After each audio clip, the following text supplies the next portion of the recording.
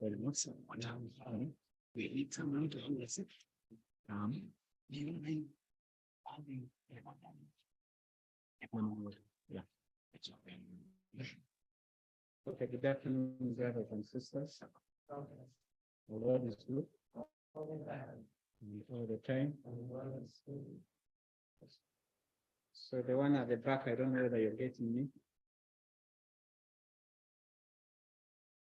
Okay. So I'm going to somehow very fast. After this presentation, we'll be remaining with 3 presentations. But I think I have a number of presentations that I would like to take you through. So I'm going to move a bit very fast and summarize them. In case I leave you, not where the content that is what I've presented. Those with smartphones, there is a website where I've already posted these videos explaining the sanctuary message. So we'll be in a position to get more information in case you don't fully. But I wanted to give you some way where you'll be motivated to go and have access to those videos. So the channel is called the Advent Ministry Uganda. It's having all these presentations in their order. So in our last presentation, we had introduced ourselves to the gospel as it is brought to view in the parables. However, in our last presentations, we had looked at the gospel as it is brought in the figures and also as it is brought in the visions. So we saw in the figures that we have a journey all of us have to go through from the courtyard and then finally into the most holy place. In simple terms, we say we have to go through the daily ministration and then finally we have also to go into the yearly ministration if we receive eternal what? Eternal life. So we said we must get the experience of the courtyard, we must get an experience of the holy place, and then finally there is a great experience you receive when you come to the holy place. So when we went to the visions, we found out that it is the burden of the first angel, second and third angel's messages to take us to the experience. So we saw the burden of the first angel to bring us the courtyard, give us the experience of the courtyard. The burden of the second angel bring us to the holy place to give us the experience of the holy place. So in simple terms, while we are in the daily administration, we are already under the epistle of the first and the second angel. So if the burden of the first and the second angel messages will take us in the daily administration. And we say the daily administration always prepare us to take us into what we call the army administration, which is the day of battle. So once the first and second angel messages have done their work, then we also need the third angel by faith to take us into the most holy place and we receive the experience of the most holy place. So we said once we're in the most holy place, we have to afflict our souls and we have our sins blotted out. Then according to the vision, we are told we are to worship God in order to receive the seal of who? In order to receive the seal of God. So as per the figure, we are to afflict our souls and have our sins blotted out by the blood of the Lord is God, or by the divine life of God, or the divine life of Christ. That when we come to Revelation 14, we are saying the third step is connected with what? Worshiping. So we said you either worship God and his image and receive his what? His seal, or you worship the beast and its what? And its image and receive its what? Its mark. So when we come to the third step, or when we come to the day of atonement, the people of God receive the seal of God, while the people of the world who have rejected the everlasting gospel, they receive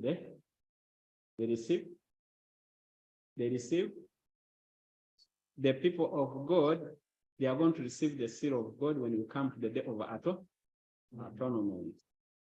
while the people of the world who have rejected the gospel and they're worshiping the beast and its what? Its image. For them, they receive what? They receive the mark of the beast. Altogether. When we go to the figure, those who have not afflicted their souls, their sins are not blotted out, they remain in their sins. And whoever has afflicted his soul, his sins are blotted out through the divine life of who? The divine life of Christ. So we are seeing the first, the second, and the third angel's messages to move the people of God from the courtyard into the most holy place. So we said for us to have a more detailed sense of these steps, we shall also need to visit the parables and see how the gospel is illustrated in the parables. So what should we expect in the parables? Is something that we've already seen here. However, we are going to have more detailed information altogether. We say the parable, the figures, and the visions are not going to contradict one another. But what's going to happen? They are going to give us more information about the plan of salvation that runs in the three steps. So when we come to the parables, at least we may expect to see the first, the second, and the third angel altogether. When we come to these parables, we're expecting to see the day of what? The day of atonement. When we come to the parables, we have to expect, we are to see that we must have a time to prepare ourselves for us to be in position to come and enter into the day of atonement. So the parables are going to give us more information about the things that we've already seen. So I want us to go to the first quotation. We read it last time, but there is something I want you to see. So we read this quotation, but there is something I want you to identify. He says the coming of Christ as what? As our high priest to the most holy place for the cleansing of the sanctuary. It takes place on which day? When you go to the figures, it takes place on which day? So on the 25th day. So on the 25th day of the 7th month, we said this is one day.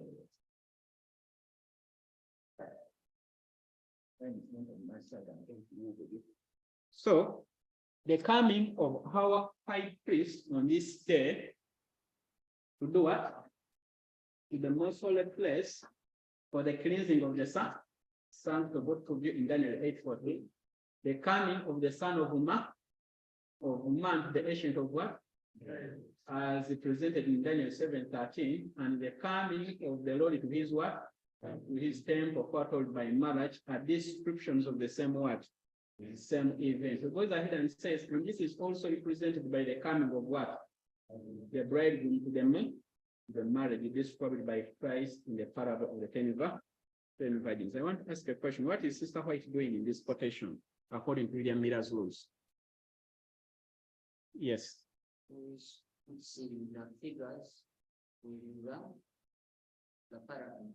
So what Sister White is doing here is identifying a parable, a figure, and a vision pointing to one what? Altogether. What Sister White is doing here, he has identified a parable and a figure and a vision pointing to one what? Pointing to one event. Can we see it? So when you come to the 10th day of the 7th month, according to the figure, Christ comes as what? Christ comes as what? Pardon? He comes as the high priest. Thank you. He comes as the high what? A high priest. All together. Then, according to the vision, Christ on the 10th of the 7th month comes as what? Pardon? He comes as what? A son of what? Of man, the ancient of what? Ancient of days. Question, here he comes to do what? To clean the sanctuary. What about here? He comes as the Son of Man to do what? To start To start what? No. Someone else. this. When you go to Daniel 7, he goes to the Ancient of Days to do what? For what? This. Pardon? This. Because of time, I will say for investigative work. What is brought to view in Daniel 7:13? Investigative what? Investigative judgment. Christ is seen as a Son of Man going to the Ancient of Days, is brought on the clouds, and the books were what? Were open altogether. So that is still a vision. So still in a vision, Christ comes on the 10th what? On the 10th day of the 7th month as what? As our Lord. As our Lord. To his what? To his temple. Then finally, he also identifies a parable that Christ comes on the 10th day as the what? As a bridegroom to do what? A bridegroom to the what? The marriage. Can we all see that? So you're going to see that the figure will not tell you that this cleansing is connected with the what? The figure is not going to tell you that this cleansing on the day of atonement is connected with a marriage altogether. This figure is not going to tell you that it is investigative what? Judgment. When you come to marriage, marriage says he comes to his temple and he purifies the sons of what? Of Levi as silver and what? And gold 7 what? 7 times. So the figure will not tell you that when he comes on this day, he purifies the sons of what? The sons of Levi. And if you come to the figures and the visions alone, you will not see that when you come to this day of atonement, there is a what? There is a marriage altogether. So for you to have a full picture of what takes place on the day of atonement, you need a vision and a figure and a parable that is pointing to the same what? To the same event. So when you come to this day of atonement, we've come for cleansing, we've come for investigating what? Judgment. We've come to the purifying of the sons of Levi. We've come to the marriage. But when you come to the visions of Revelation 14, it's going to tell you, when you come to this day, the issue is what? Worship. And at the end of the day, we end up receiving the seal of what? Seal of God, or receive the seal of what? Seal the mark of the what? The mark of the beast. So we say, many of us, when we talk about this marriage of Matthew 24, we think about the second coming. So we say in the quotation we read that this marriage is the union of humanity and divinity. And so we need to ask ourselves the question whether humanity and divinity are united before the second coming or after the second coming. But when we went to this quotation, we are told this marriage takes place where? In heaven, while his people are where? While his people are still here on earth. So we said this marriage cannot be the marriage we always connect it with of feasting in the 1,000 years ago, while in heaven. So this marriage, we are here on planet Earth, and it takes place in the most holy place. But however, we are going to be here on planet Earth. We are told by faith, we have to be in this mark. We have to enter the most holy place of the heavenly sanctuary. And we said, how do we enter into this mark? Into this marriage, we said, we need to know when Christ is beginning. We need to know our 10th day of the 7th month as per the living. All together. We need to know the 10th day of the 7th month as per the living or as per this generation. After we've known that this day has come, and then we follow Christ by faith into this ministration, we are told in that sense, we shall be spiritually in the most holy place of the heavenly sanctuary, yet physically we shall be where? We shall be here on planet what? On planet Earth. So, in simple terms, Matthew 25 is the first parable that can teach us more about what we call the everlasting what? The everlasting gospel. Remember, when you go to that parable, before the bridegroom comes, there are a number of events that have taken what? Do you know those events? Yes. So there is first receiving the lamp and the oil, there is going forth, there is starting of the bridegroom, there is all the virgins sleeping and somebody coming into midnight, waking up, the foolish go to look for oil, then the bridegroom comes. So if the bridegroom comes on the 10th day of the seventh what? Seventh month, implying all the other activities, they all take place in the daily ministration. They take place at the courtyard and in the holy what? And the holy place. But we shall come back to that parable later in case we get time. Now, we said we need another parable that is going to teach us that full experience. We said all parables of Christ, they are burden to teach us that journey.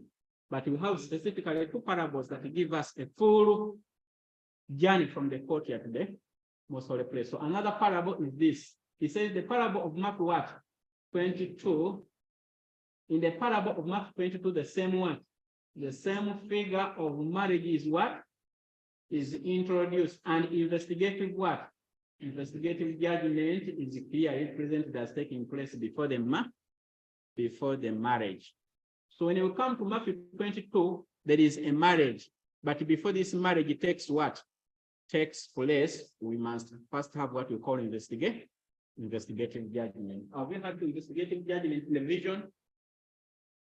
Have we had investigative judgment in the vision? Yes. So the parable is giving us a second witness that when we come the day of atonement, there is what we call investigative judgment. So we have another witness.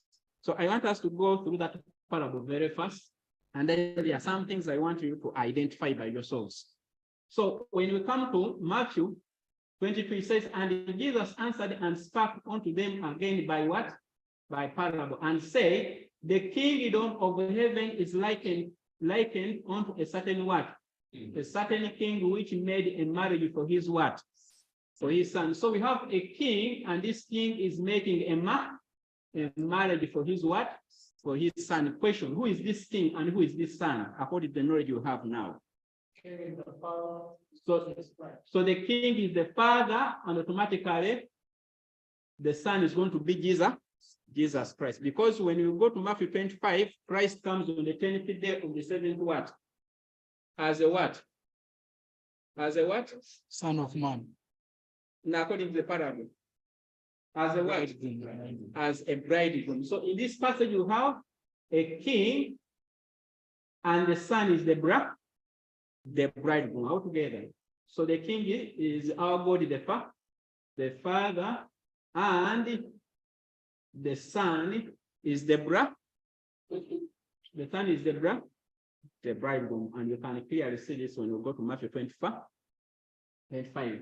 So he says the kingdom of heaven is likened unto a certain king which made a marriage for his what? For his son. And sent forth his servants.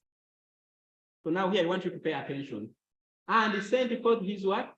His servants to follow them that were bidden to the what? To the wedding. So there are people who are supposed to be on the what?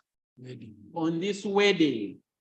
So if we go to Matthew 25, who is the bridegroom? Who is the bridegroom? Jesus. Jesus Christ. Jesus Christ. And who is the bride? The church. The church all together. Yeah. What about the 10 virgins? The 10 virgins. They are called to the marriage. Now I want the other language that we always use. The witnesses are what? They are the guests all together. So if you go to, I think, Great Controversy, chapter 24, that talks about in the hall of what? Into the hall of In holies. the hall of holies. So it's going to let you know that the 20 virgins, these are guests. The bridegroom is Christ, and then the bride is the church, or is Jerusalem. So the guests, they are invited, and they're invited by who? Servants. And he sent forth his servants to call them that were bidden to the wedding. So there are those who are supposed to be on the what? On the wedding. And who are those when you go to Matthew 25? The virgins. The 10 virgins. And they would not come altogether. So they were called, but they would not what? They would not come. Then in verse 4, it says, again he sent forth other servants. So he's sending another group of what? Group of servants. Say, tell them which are bidden, behold, I have prepared my what? My dinner, my oxen, and my fatlings, and are killed, and all things are what? Are ready. Come unto the marriage. But they made light of it, and went their ways, one to his what? To his farm, another to his what? To his merchandise. So how many groups so far have we seen that is in charge of inviting the guests to the wedding? So we have two groups.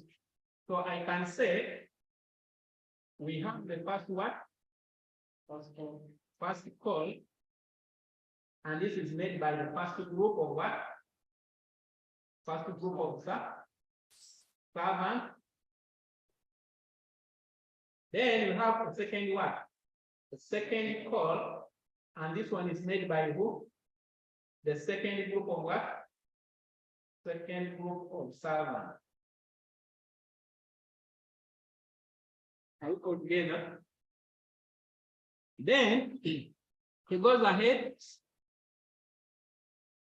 but they made light of it and went their way, one to his farm, another to his merchandise.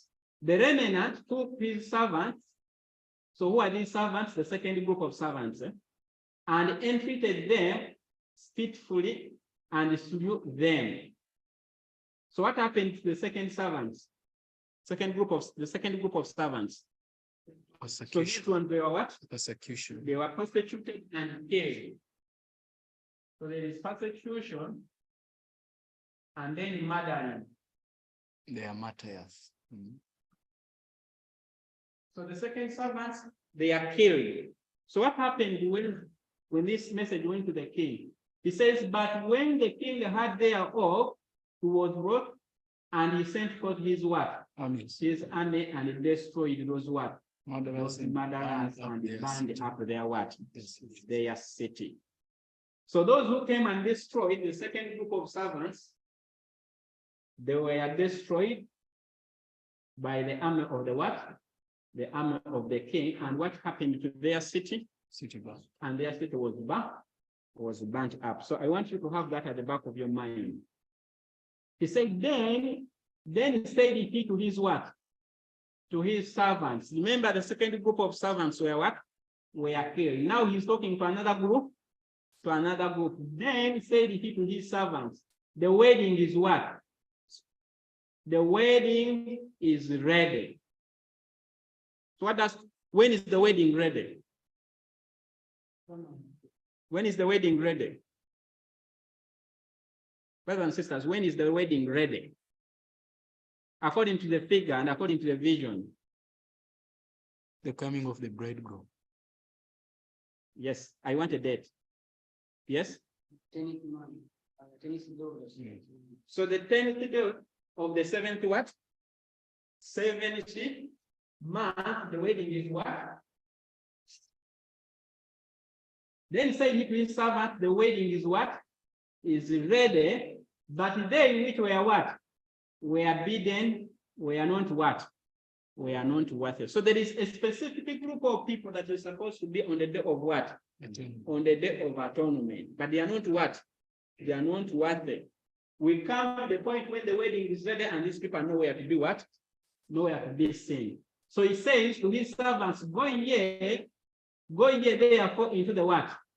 Into the highways, and as many as ye shall find bid To the marriage. bid to the what?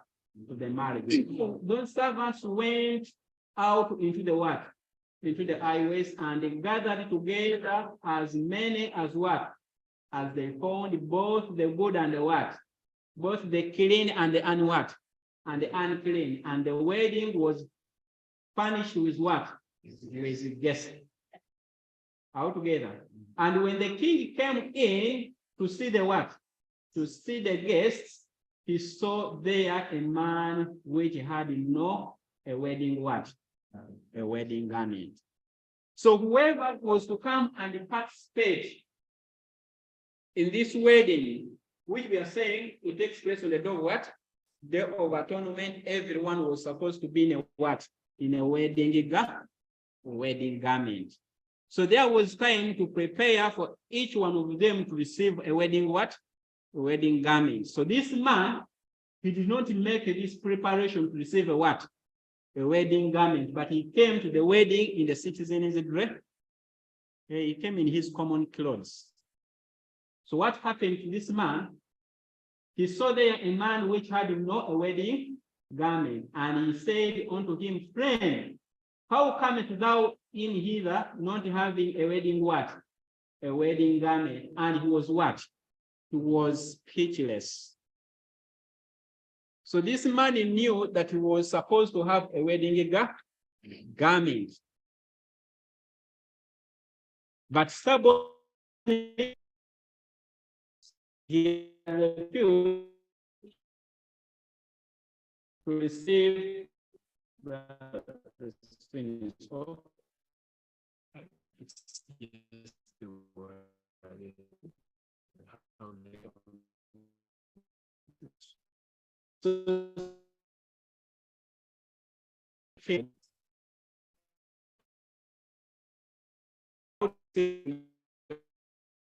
in the other quotation last time, and we said the wedding garment represents what? It represents the righteousness of Christ. It represents the character of Christ without any spot altogether. So when do we receive this character of Christ?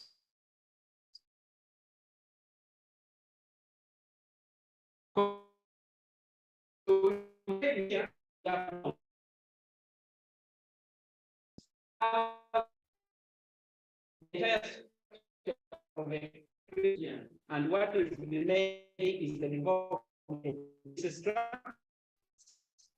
this structure.